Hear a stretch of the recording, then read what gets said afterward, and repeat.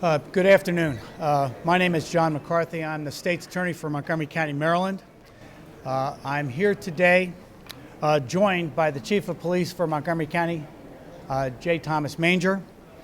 I also have the honor of being here today with Noah Leotta's parents, Richard Leotta, his mother, Marcy Goldman, and his sister, Shana Leotta.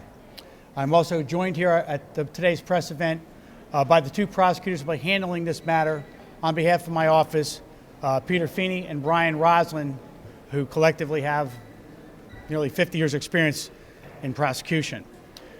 We are here today to formally announce the indictment of Luis Gustavo Reluzco, age 48, of Olney, Maryland. The grand jury returned that indictment yesterday here in Montgomery County. The indictment contains 2 counts: manslaughter by motor vehicle. The maximum penalty for that offense is 10 years. There's a second count in that indictment, and that is failure to avoid an emergency vehicle. It carries only a fine of $500. The maximum prison sentence in this case for the 2 charges is 10 years. As you know, this event took place on December the 3rd, 2015, when at approximately 9:47 p.m., Officer Leotta, who was already engaged in arresting a drunk driver, only a short distance from where we are now standing on Rockville Pike, while stopped with his emergency equipment and lights and siren on, was hit from behind. He was injured. He was transported to a nearby hospital, specifically Suburban Hospital, and as a result of the injuries that he sustained when he was struck by the vehicle being operated by Mr.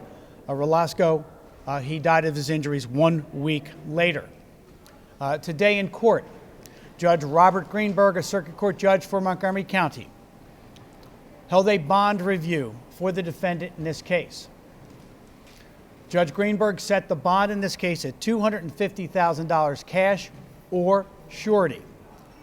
In addition to that condition, he indicated that the defendant in this case had to surrender his passport. That occurred in open court.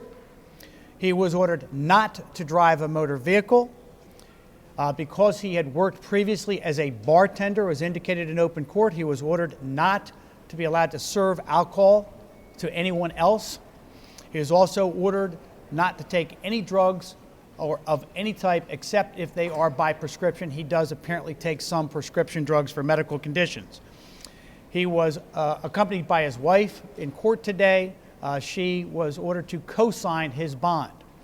The cash or surety bond in reality means that the defendant in this case would have to come up with $250,000 in cash, or he would have to come up with property that amounts to $250,000 in value.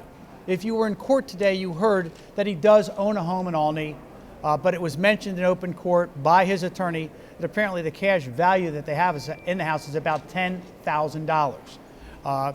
It is unclear to us whether or not the defendant will be able to come up with the $250,000 cash or surety in order to be released.